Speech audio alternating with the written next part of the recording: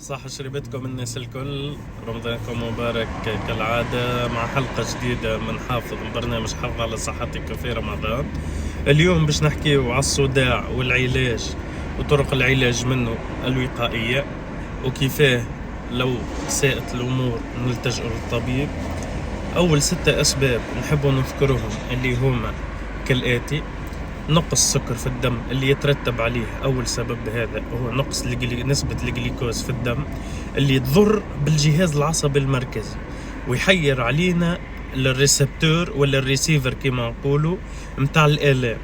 هذاك عليه ساعات نقولوا عبد محشش، عبد أخلاقه في صباطه من الآخر.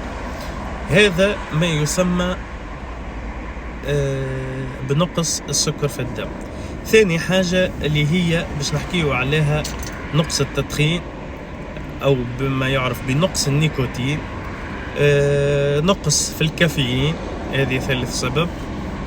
رابع أسباب واللي هو الجفاف، يعني إذا ما توفرش عمليات شرب الماء بارتياح ومثل من الأذان المغرب للسحور باش يتولد الجفاف، لأنه الجسم في الصيام يخرج في المية والملح، وكي يخرجهم دون ما عنده الكمية الوافية اللي باش يرد بها، يعني باش يصير نقص في الصوديوم ينتج عليه توتر شديد، ضربان جهاز عصبي مركزي، وبالتالي باش يصير ما لا يحمد عقباه، كما الدوخة، كما وجيعة في الراس، وجيعة في الراس تحس راسك باش يتطرشق.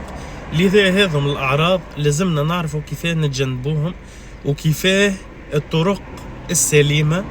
خاطرنا في الصيام يقول لك الواحد هاني باش نعصق النهار ولا هاني باش نفطر ولا كذا، لا، فما أسباب بسيطة نعالجوا بها رواحنا ونتبعوا الإرشادات الناس الكل ذكرتها من أطباء وخبراء، وبإذن الله كل شيء يمشي الأمور زي الفل.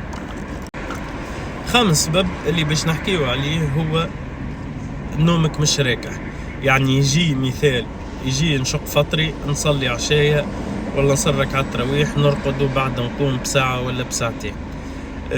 كذلك أكثر سبب والناس الكل تعرفوا اللي هو مانيش منظم في الأكل متاعي، ناكل بشراهة، ولما ناكلوا بشراهة يعني باش نرفسوا على البدن من كوليسترول، البهارات، المندري شنو، والتخمة والسمنة. وراهو رمضان شهر عبادة، وراهو لازمنا نتعاملوا بالطرق الصحيحة.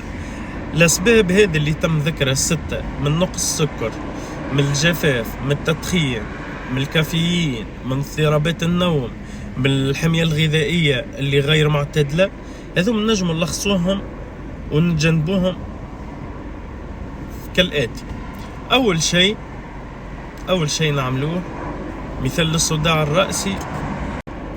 أول شيء كما قلنا لازمنا طرق فعالة وقائية علاجية لتجنب الصداع في رمضان، اللي تمثل شرب كميات كافية من الماء باش يبقى الجسم رطب، شرب تناول الطعام خلال فترات الإفطار على شكل وجبات صغيرة، يعني ما لازمناش ناكلوا دفعة واحدة، هو شربة، هو بوريك، هو وجبات.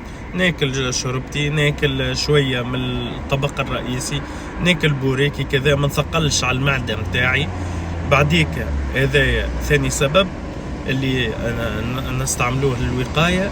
ثالث سبب خذ قسط كافي من النوم بحيث يرتح المخ، يرتح الأعصاب، تعطي حق بدنك.